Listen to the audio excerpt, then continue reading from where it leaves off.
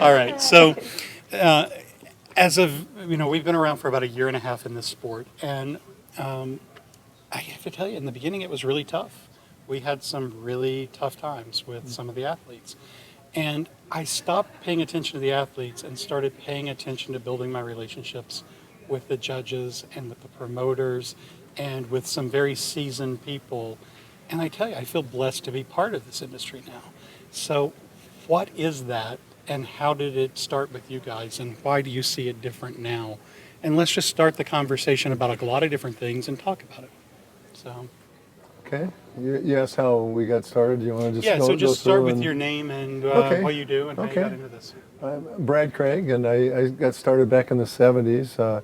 Opened a gym with a partner. We were going to move over to Hawaii and open a gym on Maui, and we leased a building over there in Wailuku, and we're going to open it there. And we found out there was another gym opening right around the corner, and they were already well into their development.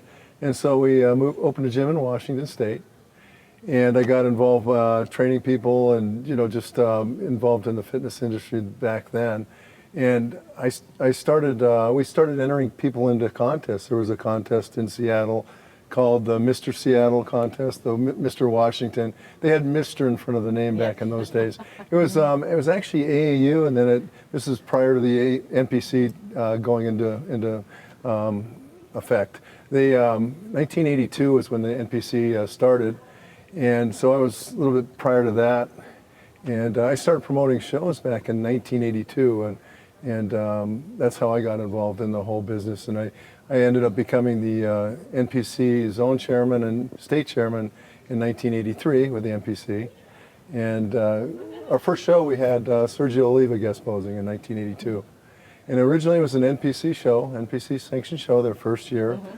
But Sergio was banned from the IFBB because of some personality conflicts back in the day. Him and Joe Whitaker weren't getting along too well at that time, so they banned him.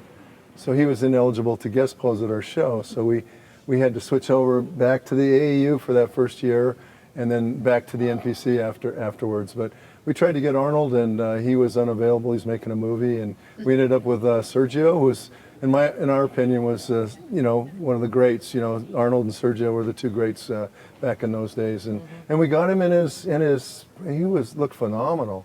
He was unbelievably defined and in shape. I think he was going into a show. He was in contest shape when he came in guest pose. Which is amazing for a guest pose. Yeah, it should be. Yeah. It is, and we paid him very well back then for doing that. First class tickets, and I learned very quickly what not to do as a promoter. You know what I mean? You have a per diem. You don't just pay for all their food because he starts ordering cheesecake by the slice. Oh, and we got $150 worth of cheesecake. Yeah. Yes. You don't want to take care of feeding them for the whole weekend. Right. Yes. That's not a good thing. So that's kind of gone, and and I'm still at it. Almost 40 years later, we're still involved. I'm the zone chairman still for the Northwest and the NPC. So explain zone chairman, because I know a lot of people understand judges and promoters, and sure. But what's a zone chairman? Okay, the NPC is broken into different zones, and back in the day when it started, it was broken into. And the Northwest zone was Washington, Oregon, Idaho, Montana, and Alaska, and so I just kind of oversaw that. So the state chairman would answer to the zone chairman. If they had an issue come up, rather than contact Jim Mannion in the national office for every little thing that popped up, the zone chairman would normally oversee the zone and take care of that. And I felt like if I was doing my job correctly, then he didn't get too many calls, and he could do his job in the national office, and and I could handle the Northwest or whatever the zone chairman happens to be. That's in my opinion, that was what made a good zone chairman, if you didn't have too many calls going to the national office, right? So anyways, so I would oversee the state chairman in each of those states, and I'm still doing it, and Elaine's been right there helping me. I'm the woman. Yep. She's the brains of the operation, of course. How did you decide to go from Hawaii to Washington? Well, I had a connection to Hawaii. My dad lived over in Maui at the time, and my stepmother owned Kainui, which was a radio station in Maui, and we thought, hey, we could get some advertising from her, and you know, we had connections over there, and we just liked the lifestyle over there, and I loved the island. Someplace I'd wanted to live very badly, you know. So I thought, in hindsight, it was a good thing it didn't work out, because we probably never would have made it because of the cost of shipping. We had all the equipment and everything built and everything, but just shipping and air conditioning and utilities and stuff would have killed us over there. You And know. you never would have met me. And I never would have met and her. we never would have had Never would have this met her. wonderful How did you guys time meet? at the NPC, all of that. So, Yeah, sorry to be long-winded. No, on no, that. no. No. Oh, that's what it's about. How did so you guys meet? we go back to 1982. We were judging a show. We met each other. I'll go back just one little touch. Were you both competitors before this? No, so I'll go back Okay. I'll go back one touch. I started in 1980. I started competing in 1980. In 1981, another woman and I started the AFWB for Washington State, and that was the American Federation of Women Bodybuilders. I fell in love with bodybuilding as soon as I stepped on stage. That was it. 40 years later, I'm still doing this. And we didn't have a federation. We started, women's bodybuilding started actually 1979, the very first show was held. Sonny, you told me you couldn't even work out in the YMCA, right? Oh you couldn't no! live. Back in Pennsylvania. that's Oh right. yeah, in Pennsylvania in 1980, I was going to a women's, because there was no co-ed clubs in our area at all. I forgot about that. You're Yeah, right, there yeah. there was none. And then, like I said, when I saw There was the YW in the Y, yes, right? and the women could join the YM, but we weren't allowed to use. And I didn't know that till I tried to use the weight room, because my husband went to the YM, so I was going to go train with him, and they allowed me to become a member. But then when they realized I wanted to use the weight room, that was the part that was off limits to me. But you changed it, right? Yeah, me and another girl took us 6 months, but we got them to change it. Yeah. Yeah, they weren't. People weren't as open at the time for because we're walking into a men's world, so Oh, they weren't quite absolutely. as open to us. But as soon as I think they saw more women coming in with short shorts and looking hot, it was like, okay, let's let them in the gym. So today, when you sit up And there this is gonna sell us tickets. Exactly. Yeah. so today, when you sit on the stage and you're judging and you look up there, does all that run back through your head? Are you proud of what you see? Or I haven't ever thought of it anything Yeah, I was gonna in say that I way. didn't think. I've not thought of it from that way. I've just like when people talk to me and ask me something about like how I got involved or Yeah. the changes I've seen, and then I start saying stuff, and like I said, I bring up about not being able to work out in a Y, or when I say, like I told you earlier, that women's bodybuilding used to pack Madison Square Garden. People Yeah. look at me like I have 3 heads. Oh, They're yeah. like, Yeah. what? I don't. Yeah, remember that? That was Yeah. Oh, crazy. absolutely. Like 5,000 Absolutely. seats. and you're for not that. just judges; you're promoters of shows too. So, when you're making decisions about female contestants and things, I'm sure that influences keeping a good show focused to both genders as well, right? So I think I could speak for all of us in the fact that we all love this sport. We're all very passionate about this sport. When we make decisions, and I know these two also, because Brad and I make decisions together, obviously. We make decisions with the athlete in mind. We always say, okay, what would we do? What would we want? This would be great for the athlete. This would be this. Like, that's always, the athlete is always first.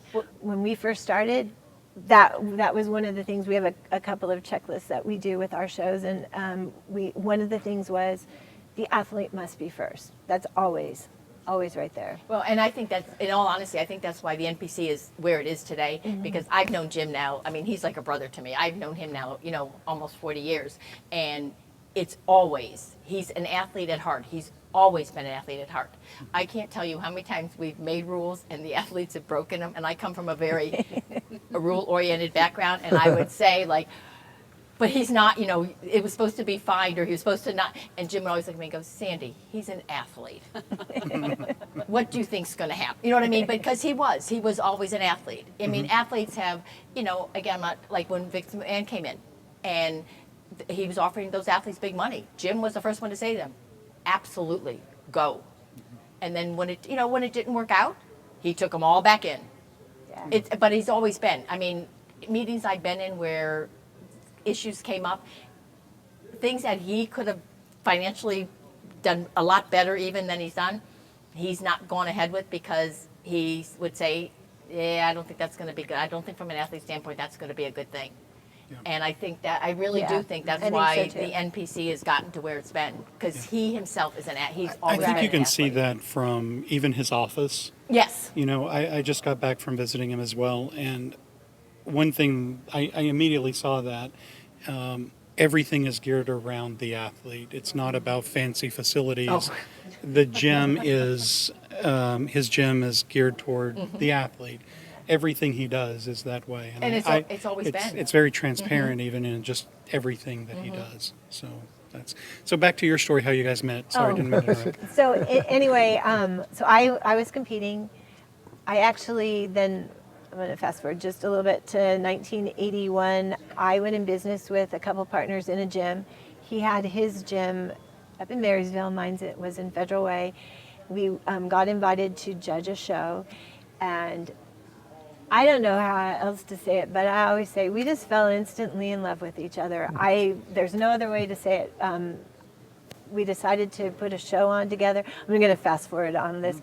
We decided to put a show together and did the Emerald Cup. That's when the Emerald Cup back in 1983. That was our first show. I couldn't remember, because I knew you'd done the 30th or 35th, and I couldn't, you know what I mean? Because you have to work for a whole year on your marriage to get the first year, but you get to put a show on or put something on, and it's the first one. So you have to work on for your year anniversary for your marriage. We're up to 38 now. So Yeah, I knew you were. I thought you had done the 35th, anniversary, because I was there. So we're up to, absolutely. we'll be doing the 38th Emerald Cup this coming year. What did you do for your 35th?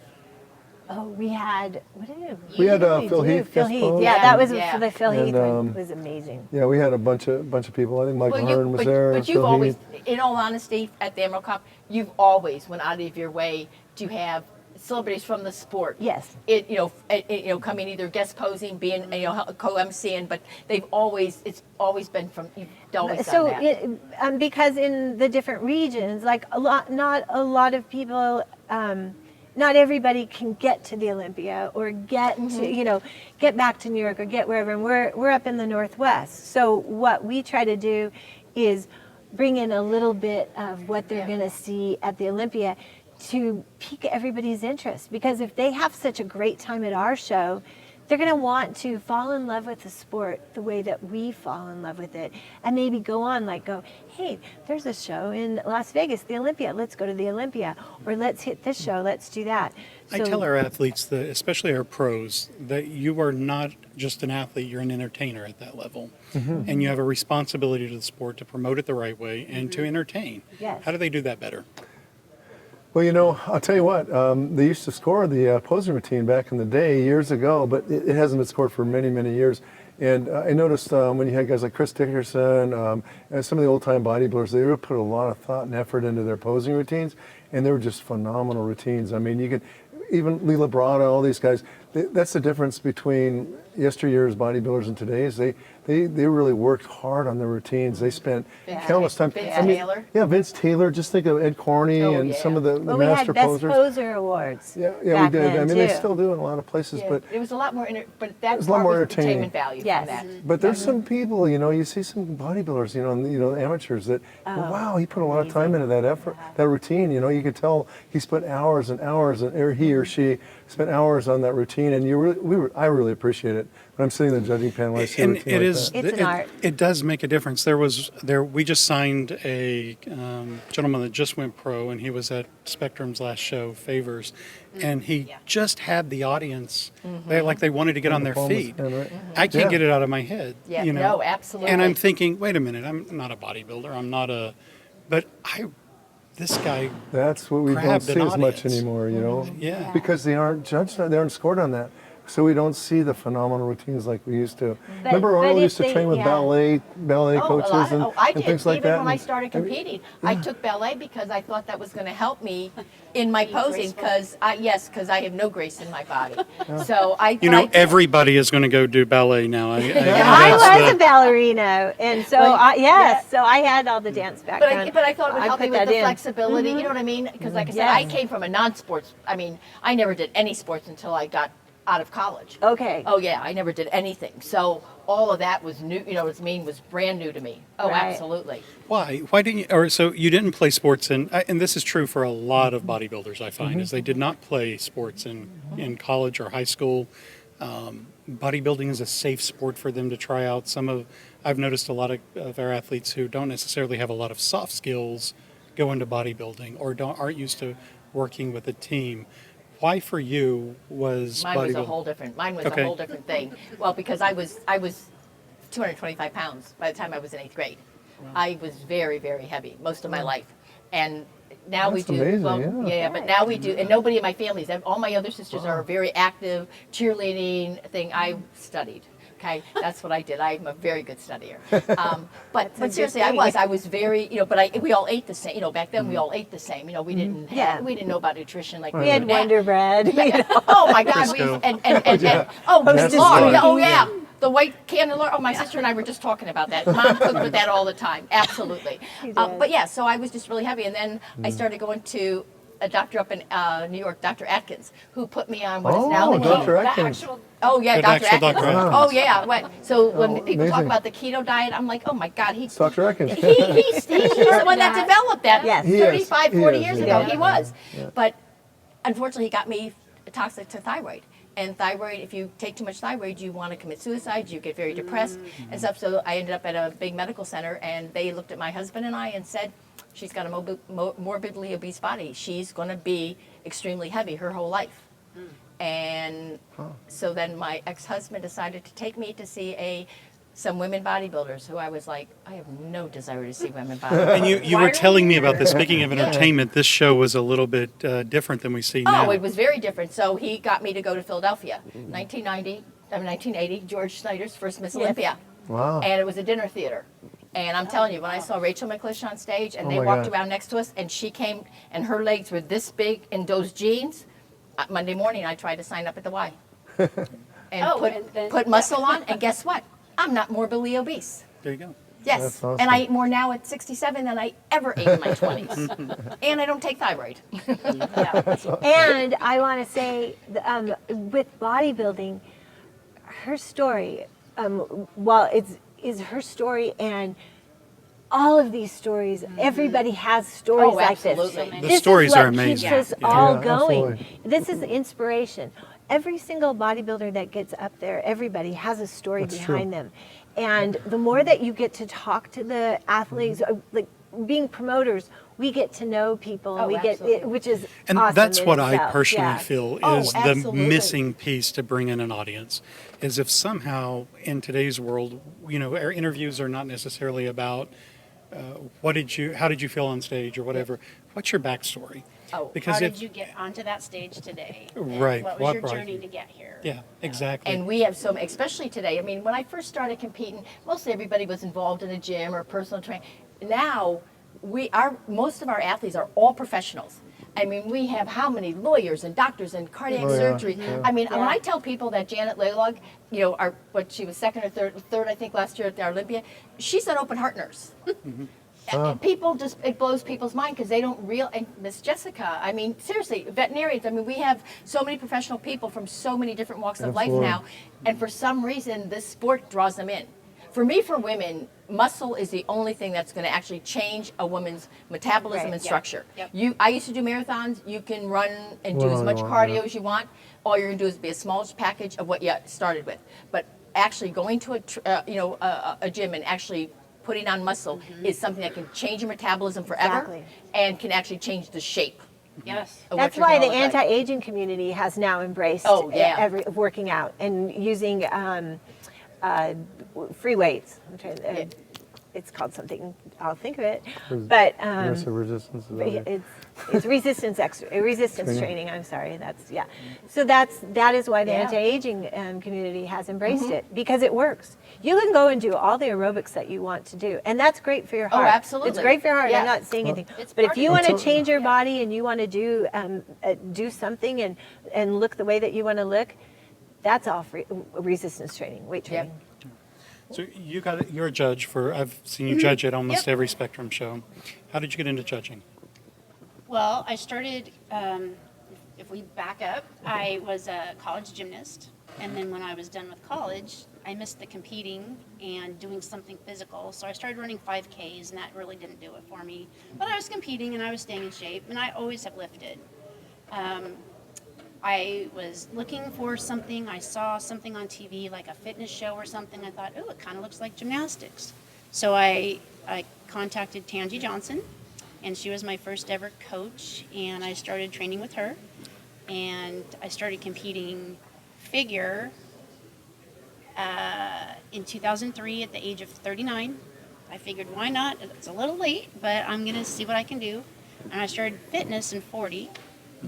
So I competed, got my pro card in 2007. I started judging actually in 2006, just at the local level with Brad and Elaine.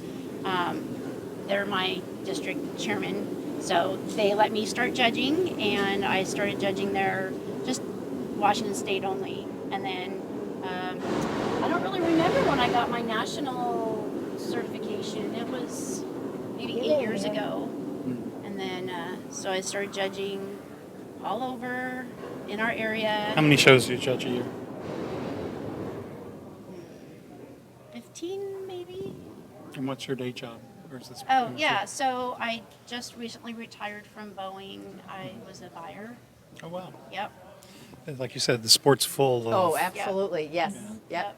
But yeah, so I got my pro card in fitness at 44 and kept competing until 2014, and I retired at 50. And this whole industry and the people I've met, I call them my fitness family. And I just judged a show last weekend in Phoenix, and I have new cousins in my fitness family now because I met some people from Texas and Phoenix that I didn't know before. And you walk in and you don't even have to know these people, but it's like we all have already a bond. Sure. And so it's just great to come to all these different shows and meet new people and see, like you said, all their journeys and their backstories. And I love everyone in it, and we've all been through the same kind of path to get here. Yeah, and you hear that from... I've never heard a different story. It's the same from that, of the path to get here. There, that's what's amazing is you feel so supportive because everybody's been through Right. something. Because we all have our day jobs, but we're eating out of our Tupperware, and we're sneaking out to go do our cardio at 4 in the And morning it's or funny, whatever. it's the little things that athletes that we do for them that make the most incredible difference. Like we have their food here ready, prepped, so they don't have to travel That's with food. amazing. That's nice. I would That spend is 3 It's a hours. phone call for us, and to them it's like, That's great. but I they would go, spend 3 hours putting my food together, measuring it, writing on the bag, putting it in the freezer so that it wouldn't rot by the time I got to where I was going. Yeah. I mean, that was a lot of work, but you do it, and everyone else did it. When you get there, it's you like, have to do it. So well, that's you a know, service you offer to your athletes? Is that what you Yeah, do? so That's this really weekend, for nice. example, everyone with us, all of our athletes that travel with us, as well as the ones here, have a room in the hotel where they've got boiled chicken, rice, steak, asparagus. Nice. What else? Anything else? Eggs. eggs, there you Yeah. go. You got it. And, Oatmeal, and got some water. oatmeal in there? So that's awesome. Yeah. So how does an athlete, do they just sign up with you? Do they have So to have you we're a look at them? management What do you do? company. Yeah, we're a management company that helps athletes find sponsors. And my story into this was, there was an athlete going through prep, and he honestly had a bad coach and was doing things that he shouldn't that were really, really hard on him. And I said, you must really make a fortune doing what you do. 'Cause We at the all time- laugh, yeah. well, he laughed too. Well, a lot of At people the- think that yeah. when they At the time, I was working with a Celtics player on his website and different things, and I always kid that he gets paid to go to the bathroom. People literally bought his toilet, right? So he said, no, you can make $20,000. And I said, that's incredible. That's great. What are you talking about for working out? Oh, no, that's if you win everything. But I could be an ambassador. I said, to what country? And he said, no, I get to wear a T-shirt. So my background's in digital development and strategy. So I thought, I'm going to take a look at this. And the fitness industry as a whole has one of the highest influence categories on social media. So the power to influence is there. The typical athlete, like a Celtics player, everybody doesn't want to be a basketball player. Everybody doesn't want to look like a basketball player. the influence is huge because everybody who follows them wants to be like them. They want to be fit and they want to be healthy. And so we began working with these guys, and within a few weeks, we had one of them on the cover of the Boston Herald. We had national brands looking at them. And what I learned is that there needs to be someone in between. There's a misconception in the industry that the IFBB or Spectrum or any promotion company is supposed to pay them a lot of money. Well, that's not what promotion companies do. They put on shows. Hopefully there are avenues like ours to help them make money. Xavius is a great example of this, and I don't think he would mind us sharing it. He started working with us, and we planned out an entire year for him. And everybody said, you're never going to make more than $500 for a photo shoot. You're never going to do that. He's getting $10,000 a pop now. That's Nice. awesome. And Yeah. he's getting royalties Good for you off of guys. it and stuff. Yeah, that's awesome. So that's exciting for us to see. Yes, it's Ours- exciting to hear Oh, for the yeah. athletes. It Yeah, we really love is. listening to this. Yes. definitely- like, They I was deserve a it. Pro fitness figure for 8-10 years, whatever it was. I never made a dime at it. So Most people spend more than they make. Oh, Exactly. yes. Yes. Absolutely. so And a when you lot can of it's just- because people are just not afraid to ask. We will call up to a hotel and say, we've got athletes coming to your hotel. They're professional athletes. Give them the rooms and we'll promote you on social. And if we spend the time and force it and make it happen, Wow, it you're good. happens. Yes. Right? Everyone should sign up with you. I know. I was just going to say, can I sign up? I know. I was thinking, how do we get you? So let's go back to you guys. Though. So, Well, we're enjoying that's the- listening to you. you can't. So you guys do you do Spectrum, or you're part of the Spectrum Yeah, Productions. yeah. This is To be honest with you, though, I'm really not part. I mean, I'm part of Spectrum You're because I'm married married to to Ted. Right. But Spectrum has always been Ted's business way before I met him. Although I will tell you, you ask Jim about Spectrum, he says, "Oh, that's Sandy's show." Yeah, I know that's what he says, but it's not. Because to be honest with you, my passion is not promoting. It's Right. never been promoting. I love judging. I've always loved judging. I've loved it from the minute I started doing it. In fact, once I started judging, then I retired from competing. I have to say, I've met hundreds and hundreds of athletes.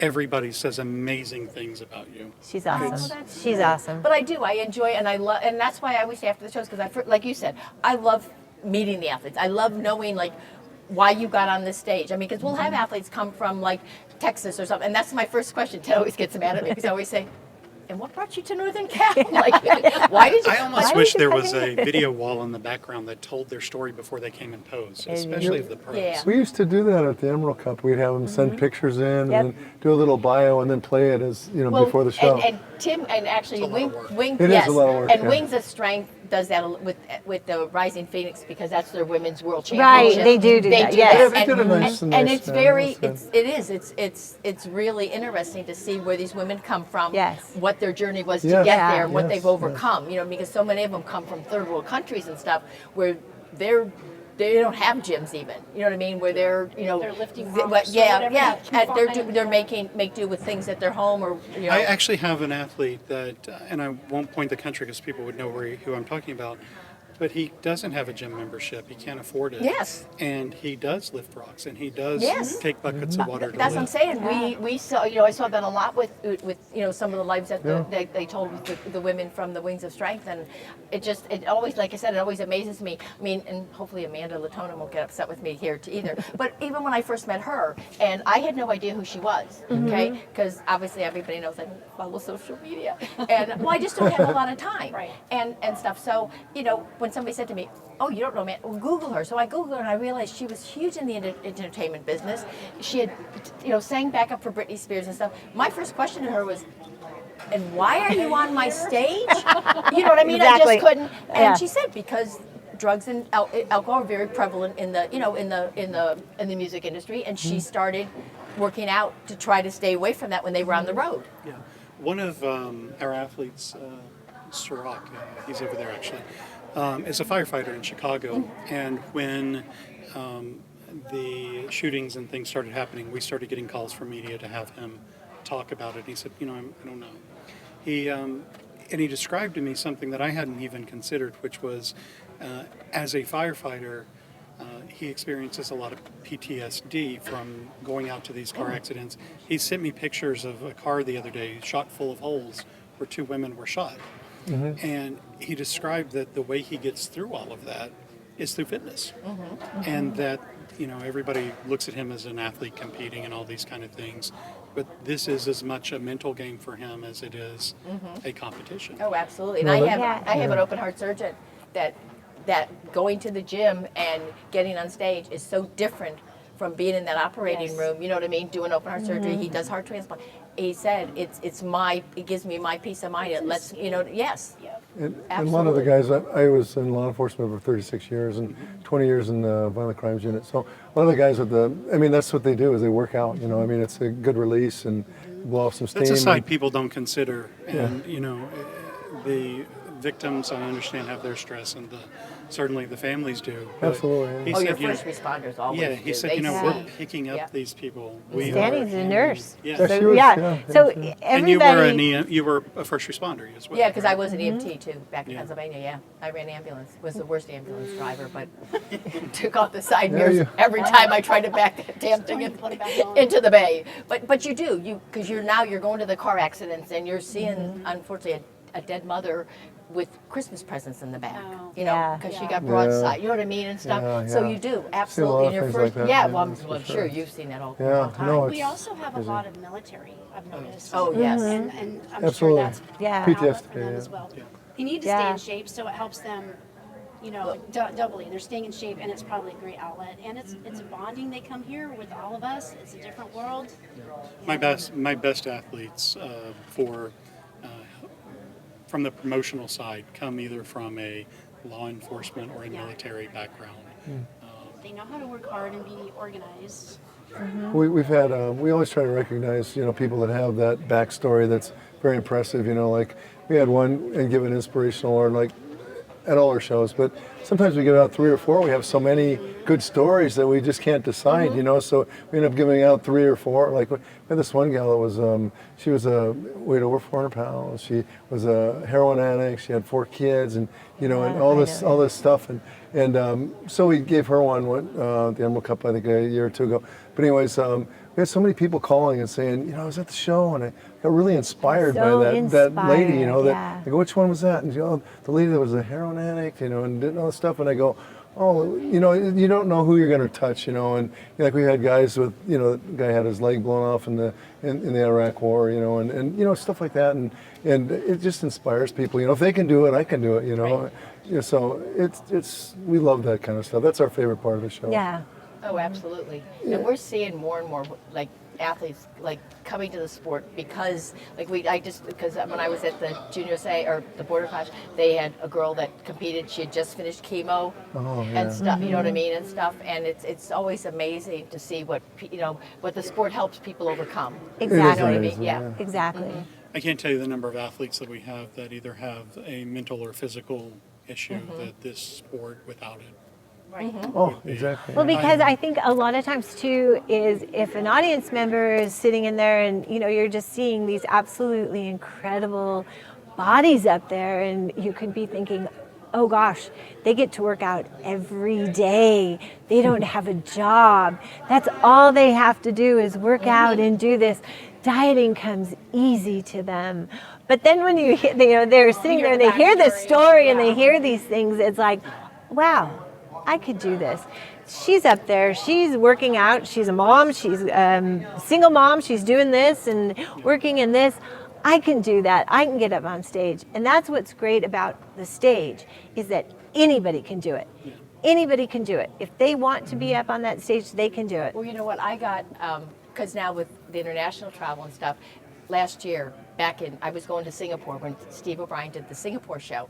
And like a couple weeks before, I got a text message through WhatsApp, and it was the girl from Singapore saying that she saw that I was coming, and she wanted, who I'm going to say, she wanted to know if I would look at her because she was trying to get into the women's physique thing.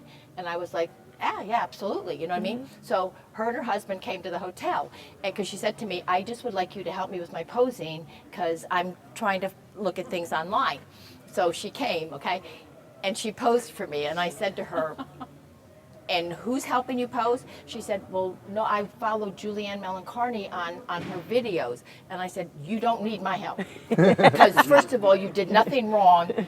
And I said to her, you're going to compete tomorrow, because she was going to have her pro card tomorrow. And she's like, oh, no, I have 4 children. They're in school. My husband and I, we have to drive back to the other side of the island. And I'm like, no, you don't understand. If you get on that stage tomorrow, you will be a pro. And she said, I can't. I don't have bathing suit and not. So fast forward though, she's from, her and her husband are from Manila, so they were actually going to go to the Sean Roden Classic, the Manila show. Oh. So she came there, and when I saw her, I was like, oh my God, there's nobody. I'm serious. She has except for the V taper, she has Julianne Melancarney's, those full muscle bellies. Yeah. Okay? And she'll tour about the show.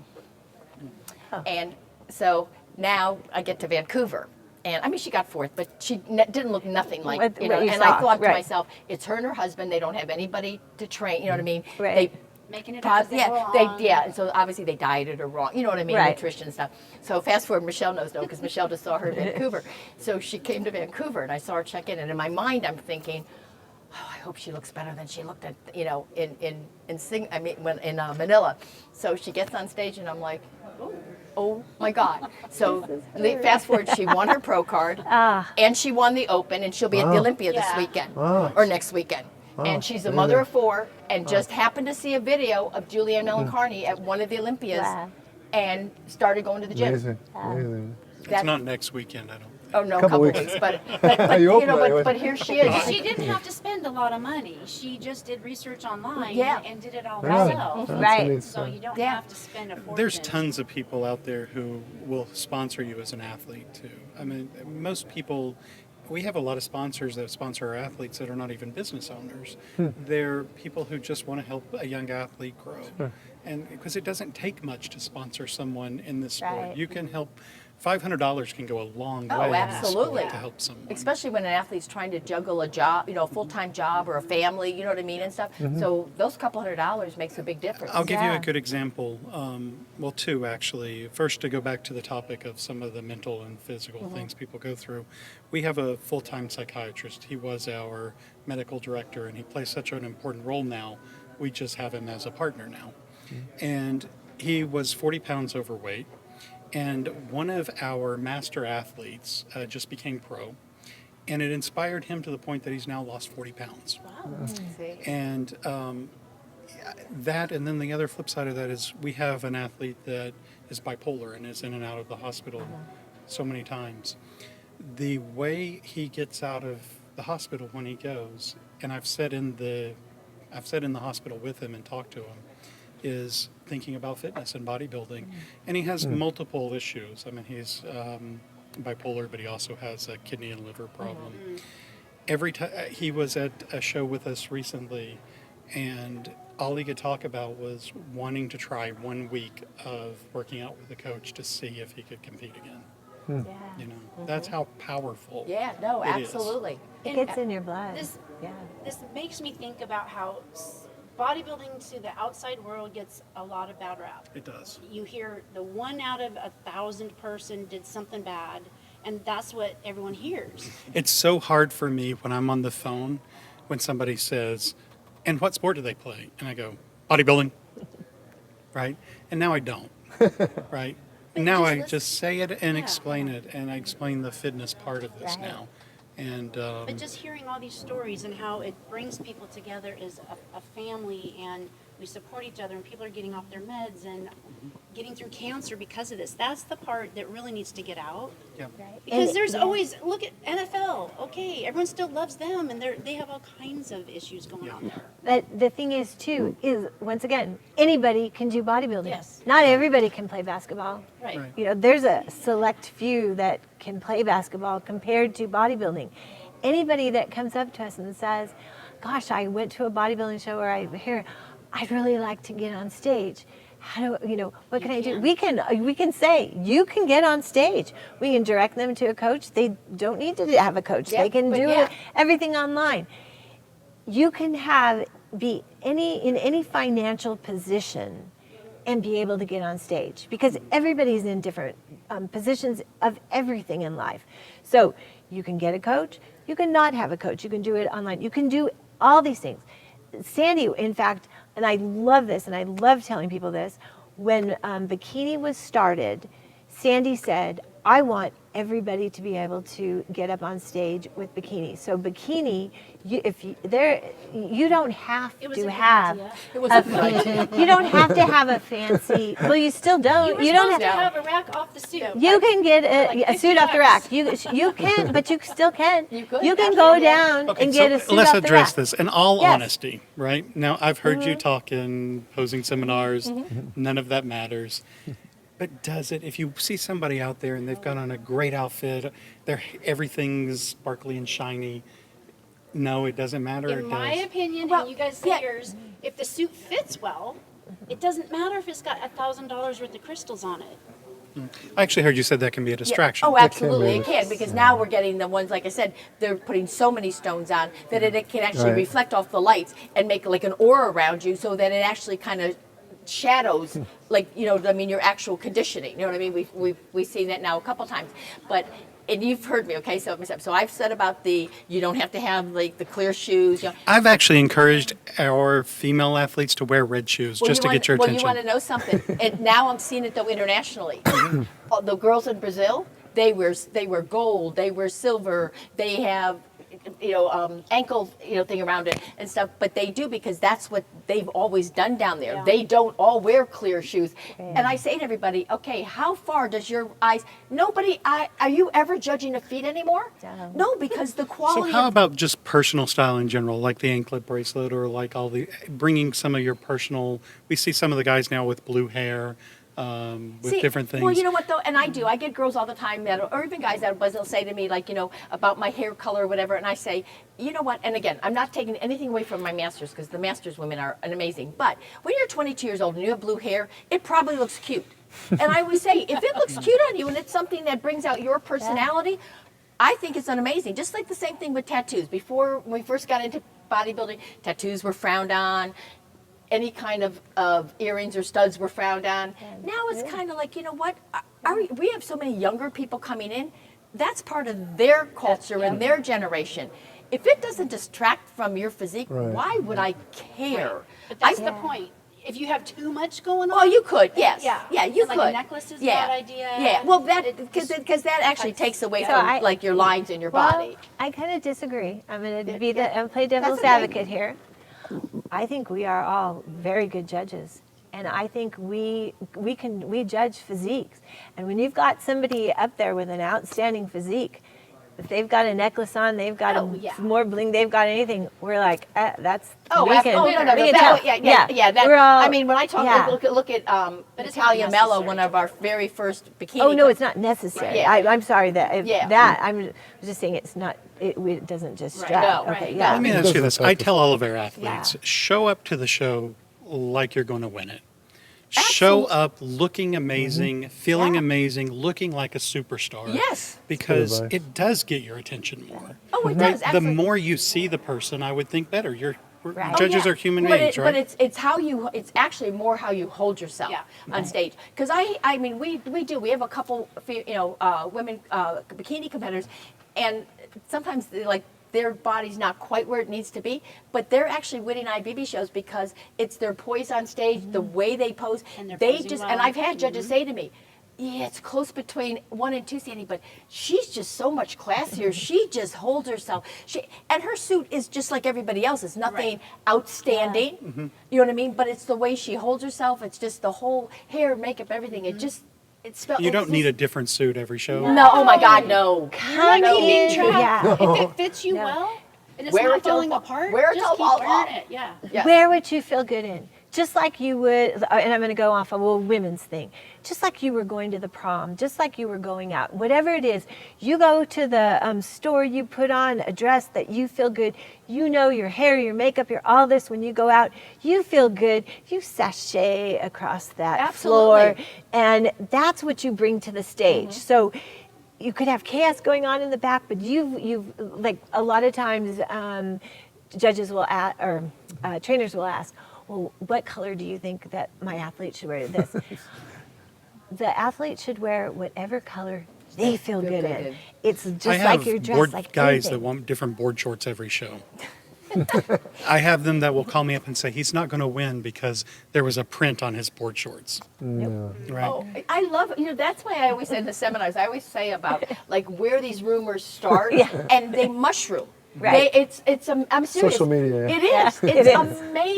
amazing. Where like, because I get girls all the time saying, seriously, last time I forget where I was. Oh, and I think when I did, no, it wasn't in Vancouver. Anyways, where I did a seminar, but the girl brought me 2 pairs of shoes, clear shoes. One had some kind of rhinestones on the side, and she said, I was told I can't wear this. I should wear this. And I'm like, I don't really care if you wear either or both or whatever. Or Why a would pair I- of patent leather Yes. pumps. How about waving when you Go come ahead. onto stage? Huh? Waving when you come onto the stage. Does It's it make fine. It's what they want to do. If it's not required, No. not going to make a No. difference. How about the smiling? You know, I've sat beside you and talked about this. What? Is a real smile or is a fake smile necessary or is a natural 'cause smile? it looks fake. horrible, doesn't it? It does. Because we have some athletes that just aren't comfortable, like super Smiling. smiling. And so they'll just have just like a little half grin on. smile or Yeah. something. Yeah. as long as they don't look mad at us. But I think men's Right? If physique, there's- I if don't they're know. I'm going to frowning- say that with men's physique, that I like men's physique smiling more than not than the blue steel look, because on a guy, sorry, on a guy when they're, like, it comes I just across said- as I mad. think I was It sitting comes next across to as you mad at- or- at Well, U- no, was it I a mean, I'm USA's judging we were at? personalities in there. Yeah. So No, yeah. I mean, I do. Smiles always look better, but some people, if they're too nervous, But or I they think don't- if yeah. it looks really Some of them fake. scare you. Like I was sitting next to her at the USA's, and we were looking at the NPC competitors coming out, and I was going, "That's terrifying." Well, You no, know? absolutely. Because when it's fake, it Yeah. looks fake. Yeah. And I will hear. Have and fun. Like if you're Yeah. smiling because you're having fun, that's But you know what, though? At the USA, somebody was in the back. A coach was in the back yelling at his wife or girl about smile. And she was trying to smile. And I said to the judge next to me, I said, somebody needs to go shut him up. It made her look terrible because she was trying, you know what I mean? Right. Trying to bring this, and she didn't look comfortable at all with it. And she Yeah. wasn't, you know what I mean? Right. But yes, so I would have left him at home. And on the and on the USA, it's a different ball game than on Oh, on our most region, every yeah. stage. Because on every stage, these are just local and regional athletes, and they're first timers. They're going to be nervous. They're going to have this. Absolutely. We're looking at physique. We're NPC. We're the National Physique Committee. We're judging physique. Yeah, we're judging overall appearance and judging this. Each different category has its different rules. But ultimately, we're judging physique. So the athlete really needs to show their physique. They need to know how to pose. The athlete Yeah. really needs to pose. I've noticed that the athletes who have fun tend to win. They're comfortable. No, I think it's their they're- comfort. I think it's that Yeah, they look comfortability good. on stage. You know what I mean? They A already first know timer's that. going to be scared. So they're going to be, yeah. And you can tell, like people that have been like in front of audiences before, like Right. whatever their background is. Like Amanda. I mean, Right. some athletes feel very comfortable, and you talk to them, and they've been a gymnast so Right. they're used to being a lot of crowds. Yes, Right. exactly. You know what I mean? And you can spot that, right? I mean, you spot that ease right away. And absolutely, Yeah. sometimes you overlook things in the physique because their personality is so strong on stage, and so you know what I mean, and so entertaining. selling it. Yeah, they absolutely. I want to talk to you about Olympia, but first I wanted to ask one question. What is the character of an athlete that you look for? I know you're not judging it, but what is the character you would like to see an athlete have? I But like I- to see good sportsmanship. Oh, Absolutely. absolutely. I mean, of all Hands the- down, yep. absolutely. That's- Yes. Yeah, for me. I love it when they support each other Oh, and they help yeah. each other pump up. They support each other. If they see something, hey, you've got some tan dripping down your back. Here, let me get that for you. That kind of stuff I love. The camaraderie. And I noticed it was a little bit more like that when back in the early days, But and I know people have, they all want to win, and so there's a little tension. But most athletes are good Yeah. sports and help each other out. well, I think it is. I think we do have that camaraderie now. I think it was a little bit more back. So See, I back think in 1980, I was going to say no it was more. retreat. It was more cutthroat, honey. Exactly. Absolutely. Absolutely. So that is You know why what? the I'll that's why I disagree, did the Emerald Cup I'll pin. disagree, No. because back in the old days, like in the 70s, 80s, we had a whole Arnold's families. and Zane in them? What? No, I'm talking about that. I'm talking about the NPC athletes. I'm talking about the NPC athletes because it was more of a family thing. You know, they were. I mean, we It sell was out our show. We family sell out our because show like, yeah, like because- 2 months in advance before the show. Yeah, I think It was maybe there was a it lot was more local people. level Yeah, the type local stuff. level, Yeah, the yeah. local stuff. But yeah, it not was- when you got No. to the No, Well, we went to not on the nationals and USAs or stuff. nationals, We go to no. nationals, and back then too, people Nobody didn't talk- fly the way that they Well, did. well, the So problem- nobody knew anybody. The problem back then So- was but- at the national level because that's where it got Yeah, real icky. yeah. Was because there was like one pro card for the USA's. Yeah, well- Overall winner. Yeah. That's one pro card. It's Yeah. just bodybuilding, and then that's the only one that got a pro Yeah. card. So now you get a lot more opportunities for people to get pro cards. But there was only one guy. Yeah, no, it was I mean, absolutely, think about and the nobody 82 talked. And I Yeah. would talk to, nobody would talk to athletes. No, athletes would never talk to each other Right. backstage. Right. No. No. No, At so that- I at want, that but level, I you're want right. to say Yeah. that this You're is right. why. Okay, this is an Emerald Cup pin. That is exactly why I started the Emerald Cup pin, because when I would go to national shows, I didn't know anybody, and we didn't have enough money for both of us to fly anywhere. It was Wait, tell just us me. about that. Every athlete that competes in the Emerald Cup, every woman, you can see it's a woman, every woman that competes gets a Emerald Cup pin for that year, and it's just our version of it's a camaraderie, it's our sorority, like the Emerald Cup sorority. So if you have your pin on your gym bag, or if you have it anywhere, and you're competing somewhere, you have an instant friend, you have an instant That's camaraderie. fantastic. You know that person because must have you competed may not in know. that. Yeah, you could be in the gym and you don't have anybody, or you're backstage. You go to a show and there's nobody backstage to help you. You guys all know if you've got the pin. It's like, I know you did the Emerald Cup. Yeah, okay. Do you want to help each other? And we tell the athletes that before at the show about the pin. And it's so that women, because when we travel alone, we're alone. It gives us somebody right away that we can pair up with and know and help each other and be around. You have that instant really friend. cool. And Well, so and I it's think important. that's why I like the team, idea, because like I Yeah. said, when we competed, I mean, first of all, there wasn't social media. Well, you couldn't even get results from a show. I mean, like once in a No. while you'd call Golds in California to find out if whoever true, won yeah. a local show, you know what I mean, and stuff. But you felt like you were an island because there was nobody else in my area that was competing in bodybuilding, you know what I mean, in Reading, Pennsylvania. Right. Now there's so many people Right. in the industry, and I think Yeah. with the teams, it's nice because even, and I see it with the women, and I'm sure the men are the same thing, that even when they're not competing, they will go with some of their other Yeah. team members And to support the 'em. show to Yep. support them. You know what I mean? One of the things that I am just awed about is we've put all of our Olympian athletes into a group online with myself and a couple marketing people and the psychiatrist and a doctor. And we quickly learned we had no place in it. They're helping each other in ways that I don't even understand. I could not, because I've seen the other side as well. But I'm just so impressed at how, first of all, they let people in their life that are their competitors, and they share the most difficult things about themselves, Like how they've got, how they've gotten there, the things that they're Yep. going through. We start off with just, focus check of the morning, focus check at lunch, focus check at night, because they all have, one of my athletes just said, put some of these new kids up against us. Who all they do is lift. We have real jobs and we're still winning, right? Yeah. Exactly. And they share that day-to-day experience, and I'm seeing them grow very fast with this. And that's really special. One of the things last year at San Antonio Classic, because we had so many pros there and stuff, and I always say to the pros, because a lot of them will get ready for a show and they'll do a couple shows in a row. So sometimes I can't get back, if they want feedback, I can't get back to them like in a couple days before your next show. So I usually, now at any of the shows that I'm at that there's pros, everybody else can take care of what's going on with the NPC, and I'll go backstage right away. So, but all of a sudden we had the men's physique was first, and then the bikini was. But I said to them, the men's physique, you're going to just have to wait till at least till the IPB bikini's done. You know what I mean? And this guy came behind me, and I tried to say to him, I can't really give you feedback. We're still judging. And he goes, no. First show, Masters competitor, want to tell you the best. The guys backstage were awesome. And he left. And it was just such a nice thing, and Yeah. you could see that the guys, because I looked in backstage and they were all with pizza and talking, and Yeah. but they welcomed him because there's a lot of Texas athletes competed. He was from Georgia, and he was Yes. just so amazed that everybody was so friendly and so helpful, and Yeah. you know what I mean, and stuff. And it was just nice to hear that. Yeah. So one of the things that I have a lot of our athletes do, especially as soon as they turn pro, is to tell me what their creed is.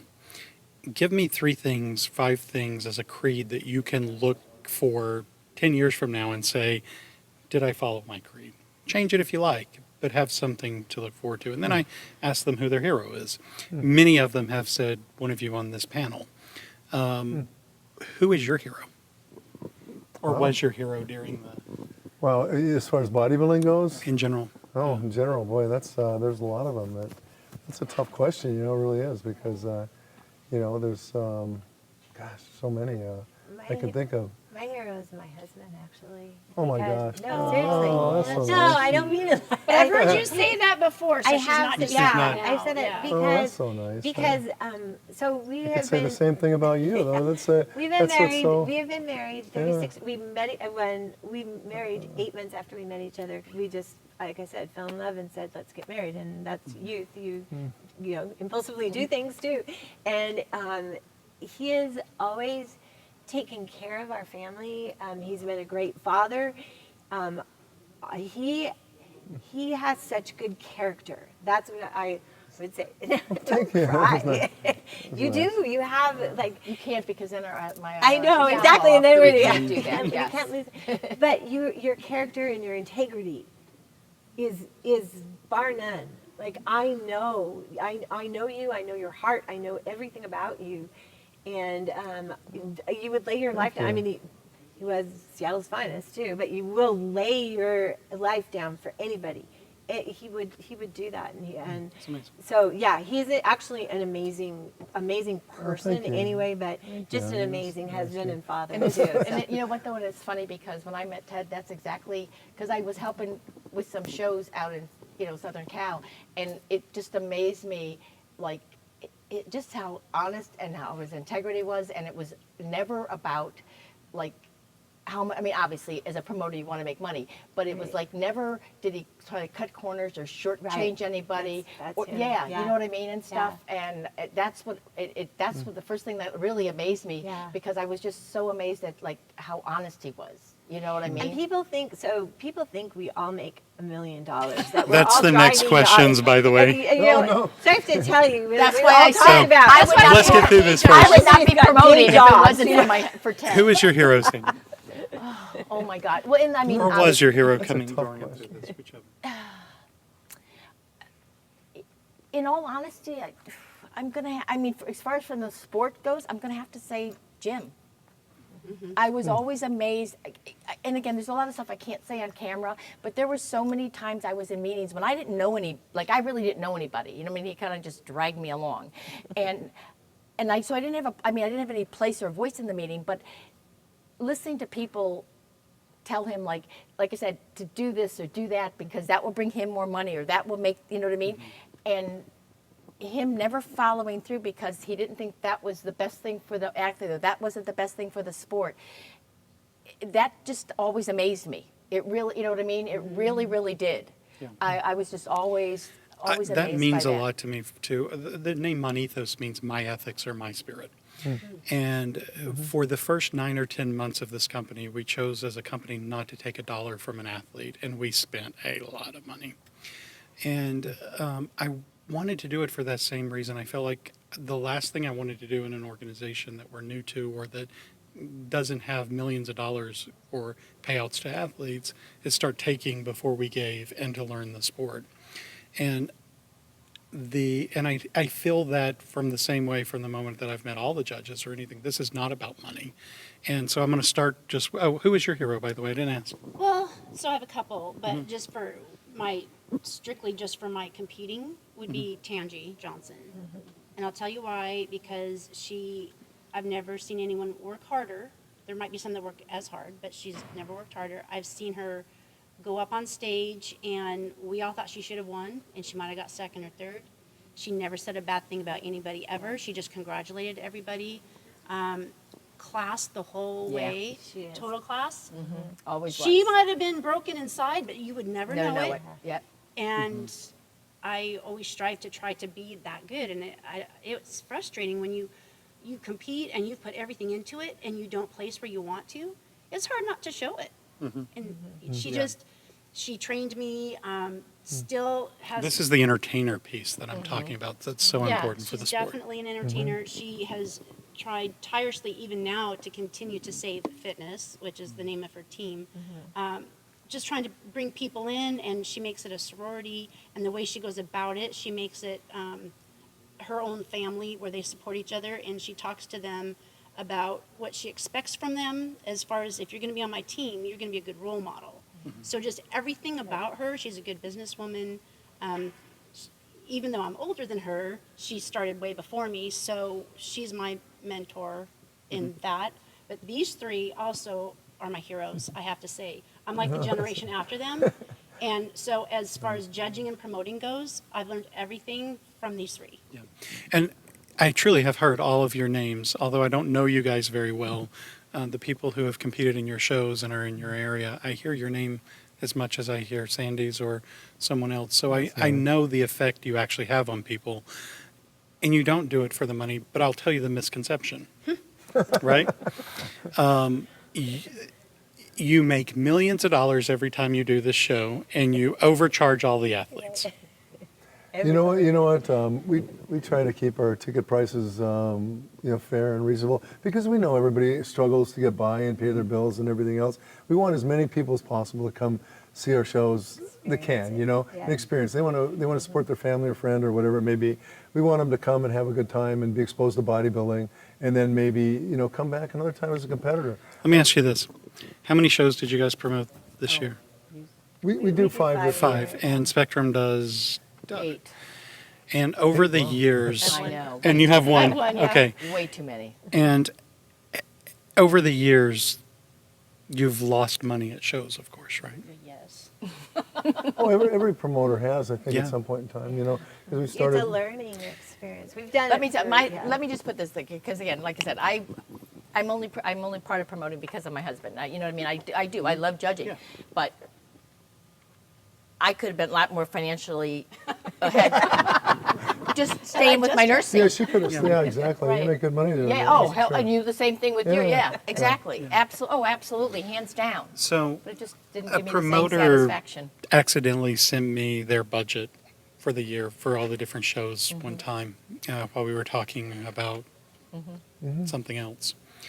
And I thought it wasn't labeled, so I thought it was a budget that was sent to me for something. And I had to go over 5, 6, 7 times when I realized what it was and be nosy because I couldn't believe that you do this for what you do. I was going to say, if you'd like, I'll sit down with you with the Spectrum budget Yeah. because that is something I And put on the spreadsheet. Because right, and so we were in a helicopter. I wish one of my athletes that was here that was in the helicopters. We took our athletes on a helicopter to the Grand Canyon to do a photo shoot, nice. and we landed, and it was wonderful.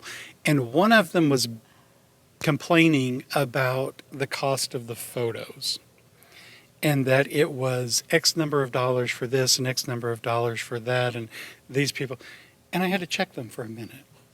And I had, and I said, how much are you paying for the other things that you're doing for this? And so forth. And in your life, how much does a beer cost you? Right. Right? You're just complaining to complain. But everyone seems to have, or a lot of athletes seem to think that you do this and you just make a fortune. And I can tell you firsthand, it's not true. Absolutely, they aren't seeing the overall expenses. No. I mean, the venue, No. Oh my all the things. It's like with the Emerald Cup or any other big show. You've got in a convention center like this, you're building. It's just a box, right? Yeah. You've got to bring in build it. chairs, staging, lighting, sound, all the big screen videos, all the stuff that makes Things it that people happen. don't think enough. You want internet, it's $800 a day. Yeah. To run a line. One It's- line. Yes, exactly, because it's a union house. So it's like, okay, even when I went with Tamer to Brazil, it was like just to plug into the extension cord, they wanted $5,000 extra for all the booths to plug in. He was like, I thought, you know what I mean? Oh, yeah. That's But ridiculous. Well, they that's, see some but money that's the- coming in, but they don't see the money going Yes. out. And they Well- don't only see us come in that day. They don't Yeah, see no. all the hours in advance that we've spent. Exactly. But also too, I think, and I saw too, I think, because we're not the NFL, we're not a multi, Right. billion-dollar company. So when the economy, like, just take the share. In when we were doing the shows in the Spectrum in Northern Cal, when we were doing in the Sheridan, 10 years ago after 2008, they they could not keep us in there enough. Once the economy started to think, and now you have all the other corporations coming back with retreats and seminars and Right, stuff. right. They want over $30,000 just for their ballroom. Yeah. Right. You know what I mean? Because they can get it, from other corporations, but we don't have that. You Yeah. can't do that as a I regional tell people, promoter. if you've ever put on a wedding, how much money did you spend for your Oh, wedding? yeah.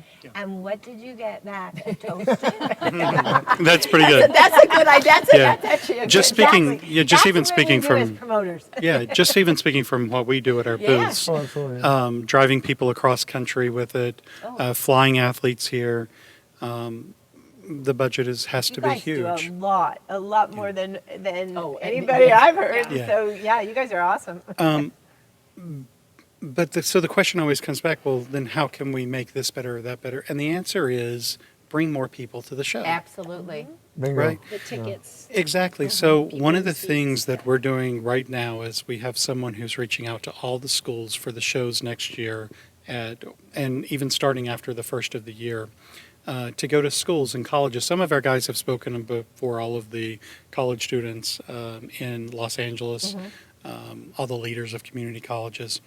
And we're trying really to do that, to start bringing in a larger audience. Start telling your Especially story. Young, and that's Yeah. Sure. younger, younger kids. that Use are your building- social yes. media for that. Promote yourself to bring people here. Entertain That's great. people. Tell your story. Don't just take a picture of yourself in the bathroom, but tell your story in a way that will draw more people to the show. Right. And in turn, I know you guys well enough, everything gets better. If they want the amazing stage, if they want the bigger gifts bags, how many you pay for the gift bags mostly out of your pockets, I would bet most of the time, right? Yes. The shirts and the different No, dog everything now tags because and napkins, stuff. yeah. Because now think- now yeah. you don't get sponsors to do the shirts or anything. No, It's all no. and Why? Well, bodybuilding.com used We to be real good at tried. it, but companies like them are getting killed by Amazon. Yeah. They really are. Yeah, Amazon's since just Amazon killing came them. in, a lot of the Sponsorships went away. We've lost a lot of Yeah. sponsorship. It's harder to get sponsorship. We used to be able to, we give out big gym bags full of swag and stuff, and a lot of sponsors would donate or we would do deals. Now we pay for all the stuff that. What I find, though, is that it's very difficult for us to get a local sponsor. It's very easy to get a national brand. Right. It's just there's nobody reaching out because it's hard to get to the right person. It takes as much time to do that as, probably putting on a show. We worked, I can't even tell you how many hours to just get to the Oh, I right can't, person yeah. at one. But if Absolutely. you do it, then they can come in. Again, though, that's an athlete thing. You have an audience full of athletes that work for Boeing and work as doctors and work Right. wherever. Draw your people in, make it better. It's truly a family, right? I have athletes that sign up with us that are NPC guys that know every single competitor. Where they're from, what they Oh, do. absolutely, because they all follow Everything. each other on We know social a couple media. people like And then that. they meet for the first time in person. They're like, I've been following you for 2 Yeah, years. yeah, It's nice to absolutely. meet you. Right.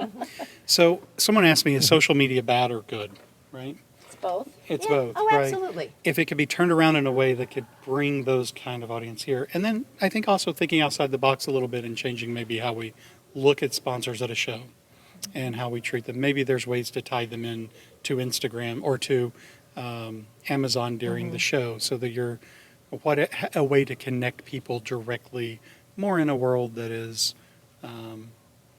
digital than before. Right. But you know what that takes? Money. And that's the misconception that I've heard from the very beginning of this, in my story that I told you, all the way to now, is that the athletes assume that the industry makes a lot of money. put in their pocket. And it's just not true. All of us. No, my have nursing, jobs. my, Yeah, I was my just gonna nursing say, helped me pay for my bodybuilding. Everybody had. Yeah, They forget that that's where they came from, right? Yeah. They forget that they paid for their prep and it cost them more to get here. Right. My guess is many of your promoters are paying more from their day job to promote their Oh, they shows than they are actually Oh, making. they are. it. Oh, absolutely. Absolutely. Yes. Hands Yeah. down. Absolutely. Yes. Right. Yep. I think one true. problem that I've noticed for getting sponsorship is that like the size of our show is not as big as like the Emerald Cup. So for us, we might only have 400 people in the audience, maybe 500. Sponsors don't want to come to only have that many people. Right. So unless they want to help us grow from the ground up, it's not worth their time to come, right? So you don't. But how many athletes do you have at that show? 120. Right. But, So it's just a smaller where, Yeah. Emerald Cup is So, 4 times that. And I would say to potential sponsors, just from being in this business for a long time, they are actually smart to go to a smaller show and be the title sponsor because their name is on that. Oh, their absolutely, name yeah. is on the title the whole time. It's I'm going to go with what you are, Monethos. Am I saying it correctly? Monethos. Northern Classic, Monethos, Emerald Cup, Monethos, whatever it is, you've got that title of it, and you're the title sponsor. To me, if I'm a company, I want to be the Right. title. I'm in the Yeah, title. the same way that I tell So- our athletes, there's a delusion in diluting your brands. And I think I talked about this with you, Sandy, is that every athlete I sign, no matter where they're at, they immediately want to sign with 20 companies. Yeah, And you're it's smart to do in it with this them, with and yeah, many. and in this industry, if you're an athlete and you have 20 brands, you're never going to make anything. But if you have that one brand where you develop a relationship with, then you will make money with them because they depend on you and you depend on them and you grow together. If we had been the title sponsor of a major show, we would have got lost. I think probably everybody now knows who Monethos is. I don't think I know an athlete I've met in the last 2 months that didn't know who we Well, were. and in you the aligned sport. yourself with a good person too, because Yeah, they, but I'm thanking muscle contest every day. did they deny it? Yes. Oh, Yeah. yes. And David happened. We talked with Tamer, and we were talking with USA, and I David. called Tamer out on it. I said, and- you yeah, told me and- I couldn't do this and- before. And David said that, and I just went to Tamer. Like I said, thank you so much. Yes. And I have to tell you, now that we actually know Tamer, Oh no, I know they're that. fantastic, Yeah, and no, I no. love. Tamer. love the show. Tamer's one of my That's why dearest she friends. can tease him Oh, about absolutely. it too, Tamer's one of my definitely. dearest friends. I But it don't was want something just, on social to start that we hate Tamer now. But, That's how it happens. No, please, no. Because like I That's said, right. I judge almost all the You have it on international video, muscle right? contests. I love, yeah. Yeah. But it was just so funny because, like I said, but his not going, then it helps Spectrum too. So Yeah. And absolutely. so, yeah, from our standpoint, if you are thinking about sponsoring a show, coming here one time is not going to do anything for you. No. And if you're not willing to invest in a long-term relationship with not only being here, but with the athletes too, then you won't make anything. But if you do that and you make your sponsorship tied into the show as much as you can, you'll benefit. You will make Oh, money absolutely. from it. And tell if you're if you're somebody that's going to sponsor, tell the promoter what it is that you would like. I mean, and we all we want made to that make bad it a decision win-win too, yeah. situation. Oh, absolutely. Yeah. When Exactly, when we yeah. sponsor a different sport, there's guidelines and they get followed. It's not that way. And we made the mistake in the beginning of thinking that the things that we thought would happen were just going to be, all we had to do was ask. Things in this industry, you don't need 20 approvals for. No. If I want you to post something on social media and I'm your title sponsor and I send it to you, Yeah. it's just going to go up. Right. Oh, absolutely. You know, Yeah. and, And the more we forget you send, that. Yeah. the better, because now I don't have to going on your website or wherever pulling and stuff pulling off all it, the stuff down. If you keep sending it to me, I'm like, yay, I can just repost this on Instagram. So, And, yeah. and that is, and I will say this, that the shows may not have the largest followings, but they have the most loyal followings. So the athletes that come there are going to see, if you're in the fitness industry, that's where you want your stuff to be. Oh, absolutely. If you are selling supplements or if you're selling activewear or whatever it is, that's That is where you want to be. Absolutely, that's your target audience. Yep. And then for the brands that are national brands that are looking for influencers, that's where they should be. And that's one of the things I'm trying to work on is if you want to go after strong influencers in the market, It will fit- advertise with you guys Yeah. because that's where all those guys go for their social media. Yeah.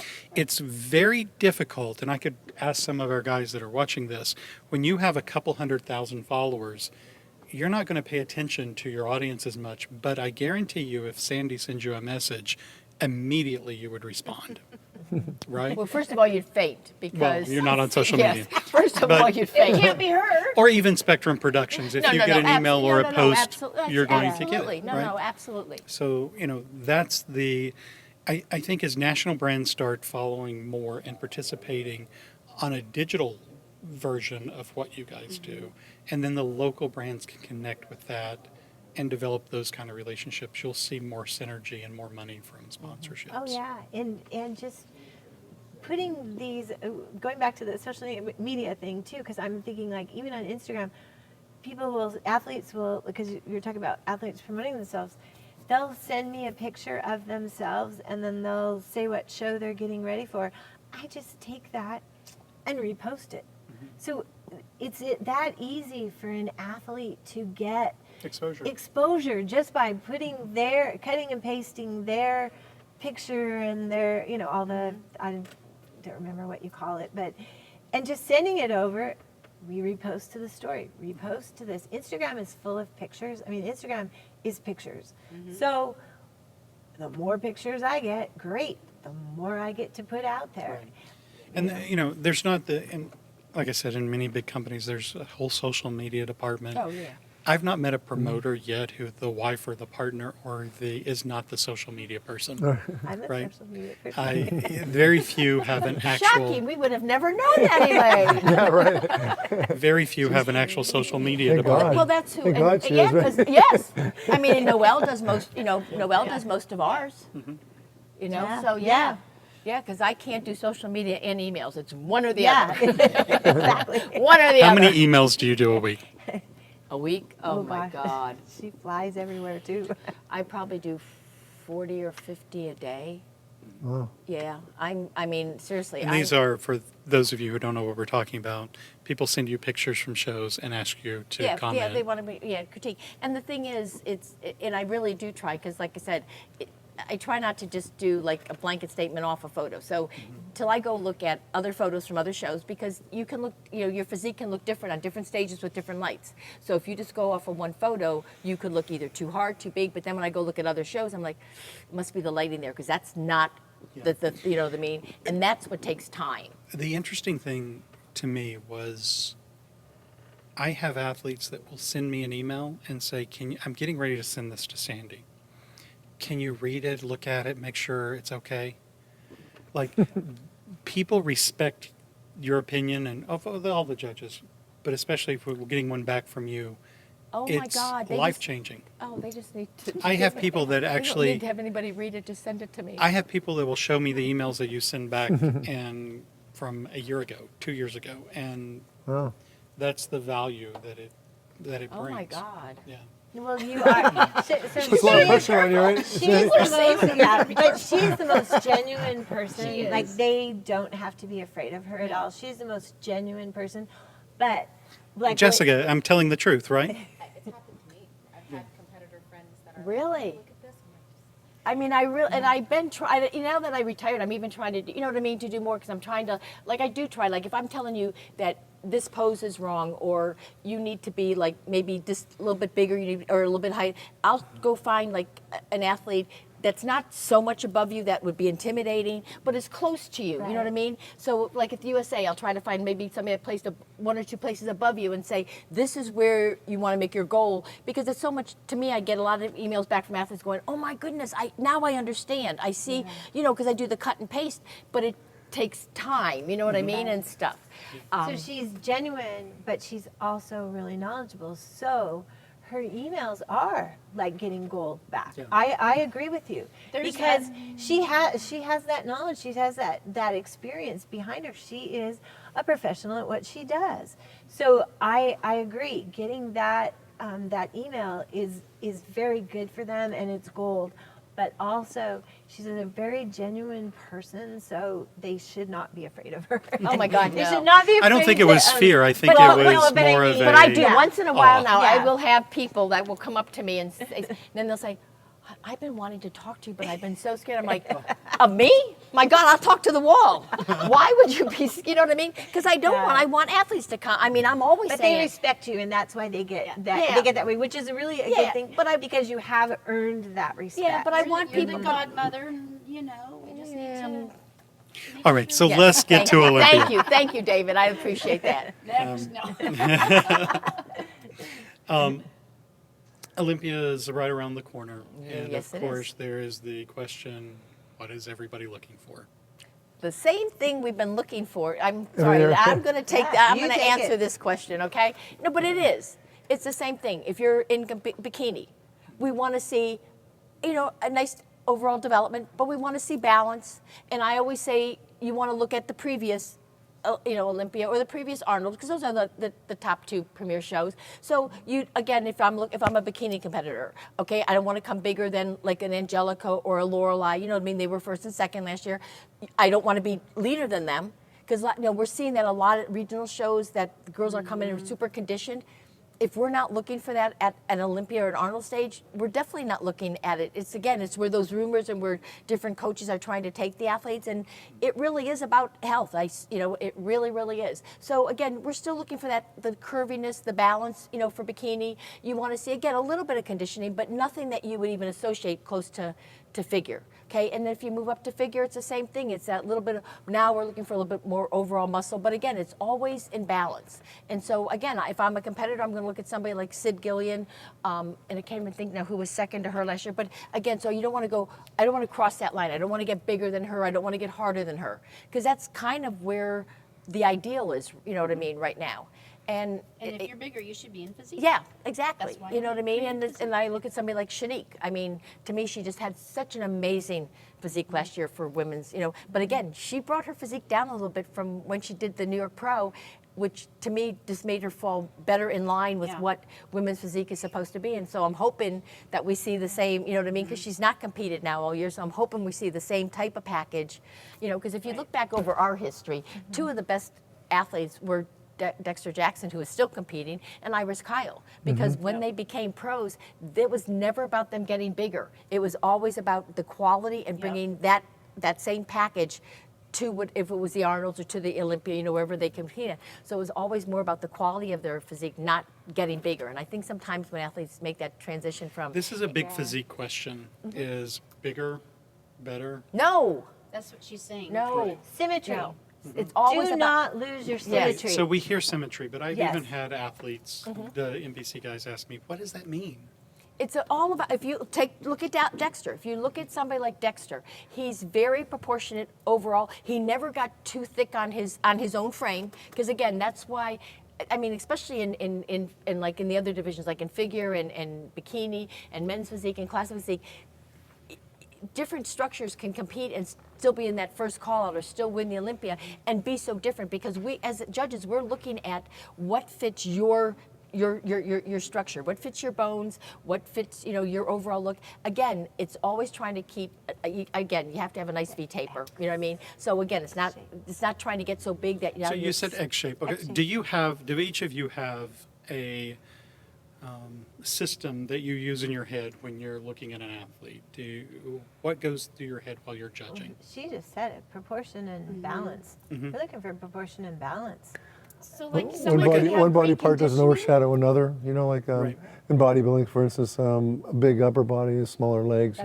Be out of balance, or vice versa. Or what it could one muscle part overpowers another. That there's a lot of different things. But we want to know how each muscle group compares to the other and how they flow together in symmetry. In symmetry. So it's very easy. But with the tough part, Sandy and I, we always talk, is the men's physique, because obviously they come out in board shorts, right? So you can't see their quads. but you can see them, they're busting out of their board shorts. Obviously, they have big quads, right? But one thing I can't, that's a little tougher is I always notice the calves because until you come out in sweats, you know, I notice the calves, and a nice set of calves looks great. It looks symmetrical because we started out with bodybuilding, and so I know Sandy always say, don't go worry below about the the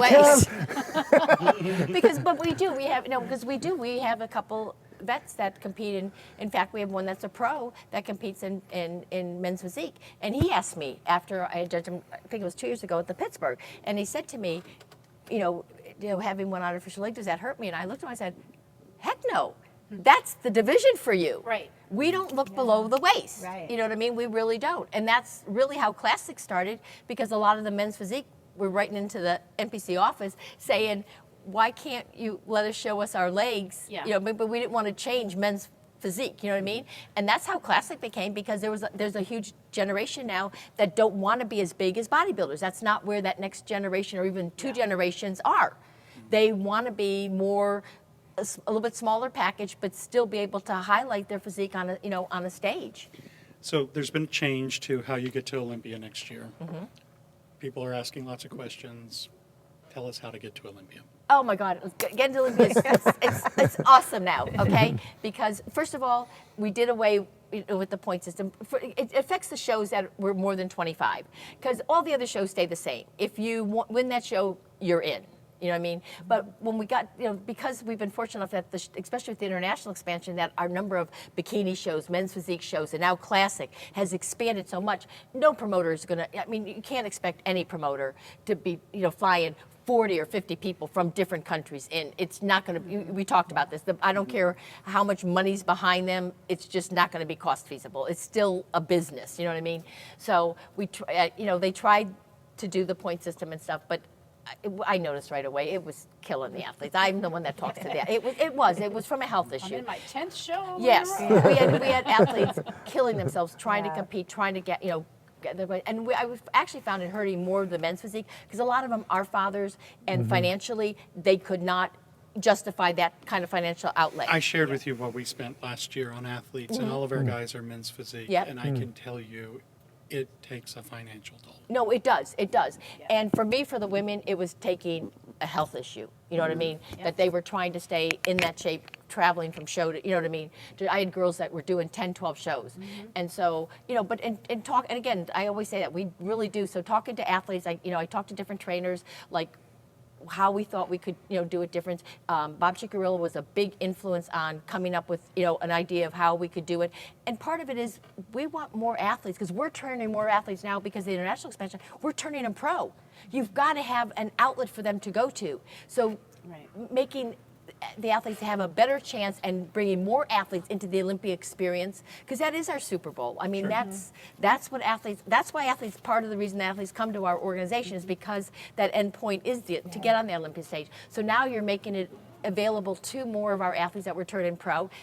The athlete said, Sandy, if I have my choice between doing one show and then paying my way to the Olympia, I'll take that any day over trying to do 10 shows and kill myself. You know what I mean? I think the athletes would all love that. Yes, Yeah. and so now what you're going to do, so there's still the top tier shows. I think it's 12 right now. I think it's 11 or 12. I can't remember exactly. So if you're... How can they find out those 12 it's shows? right on it's on the NPC website, but it's also on ifbbpro.com. It tells you, it says Olympia qualifications. So if you go down there, it'll say, so if you, those, I think, like I said, it's 11. I think it's 11 shows that are tiered shows. So if you go in and win them, and that's the Olympia, the Arnold's, I think the Chicago Pro, the Pittsburgh, the New York Pro, the top Tampa Pro, that gets you all expenses paid to the Olympia. That's an invite. You know what I mean? Now, if you go to all the other shows are like. And how many athletes will that bring? I think 11, but that's only if you have 11 different winners. You might have because Couple that win the same because we're not telling athletes you can't compete. We're just saying if you qualify, you don't have to compete anymore. You know what I mean? Gotcha. And stuff. So I'm sure some of the top athletes are going to compete more than once. You know what I mean? And stuff. So maybe you'll And end up. you encourage that as well, because it is entertainment. Oh, It's great for absolutely. Oh my God, absolutely. And They don't have to. yeah, but now. they don't have to anymore. And so say you have, maybe you end up with 10 out of those 12, okay? So now you have 10 that they're automatically paid for. they go to the Olympia. Now when you get to Olympia, everybody else that want to show is still going to are qualified. any show. Any show, any IFBB show, no matter how small, how big, wherever it is, they're qualified to come. They just have to pay their own way. Okay, so now we're going to have, when you get there, say was 40 shows and we now have 35 girls, because again, they're going to compete more than once too. So maybe you end up with 35. Or sign up with money Yes. and then we help you get there. Okay, well, but they're going to come and we're going Shameless to do an elimination round. And the elimination round for old-time bodybuilders, what we used to do all the time when it was just bodybuilding, if we went to the nationals and there was more than 15 in a class, we brought you out, we did some comparisons, we did quarter turns, and then the judges picked the top majority. You know, we all put in who we thought. The 15 athletes that had the most judges that thought they belonged in the top 15, we sent those numbers backstage. Everybody else was, thank you very much for coming. You know, you're done. And then we actually went to our regular prejudging that you see now. And that's what we're going to do. You'll go to that first round. So, let me back up. So Yep. the first round will be, you bring everybody out. Yep. You choose 15. Yep, they're going to do, if it's bikini, they'll do front and back. We'll do comparisons. So we're going to mix them up. You might, you know what I mean, might have them, stay up there a couple times to, you know what I mean. And then the judges will, like, say now you have 10 girls that got their way paid for. We're going to come up with another 15 because we're going to make 25. That's what it's always going to be. Is that 25 is what the promoter is going to be responsible for. So that 15 then will go to end up with Join the the 10, 10. and then we'll start now with our regular prejudging that people are used to, and then somewhere between now and January, they're going to come up with like a reimbursement that those at that AMI will pay those 15 now that jumped up to become part of round one, the regular prejudging, whether it's 2,025 or whatever, toward their expenses. Okay, so let me, because you speak Yep. really fast. Oh, I got it, but I yeah, think no, I no, got no, it. Go ahead. So you're going to choose 15, and then you're going to do prejudging. Yeah. I want to Just- clarify something Sure. though for people that are watching. It's not 15. It's whatever is left after Yeah, the people. yeah. It's So gonna. it- We're gonna add it could be in 20. enough I numbers. mean, Yeah, we're gonna add enough numbers in to make that number 25. to join Gotcha. the people that qualified in the Yeah. tiered shows. Yeah. Okay. And Yeah. also, it's kind of like the elimination round is also like a mini prejudging on itself. So I don't want you to think like, yeah, we're just throwing them up. It's the We first picked the top prejudging there, and round. then It's yeah, not yeah, pictures so- on American like Idol she's where you're saying, turning Yeah, pictures exactly. over going, It's this just, one's it's this just one, not, this it's just not going to be all that individual stuff that you Right. see at the actual prejudging. That part will not be part of the elimination round. Right. Yeah.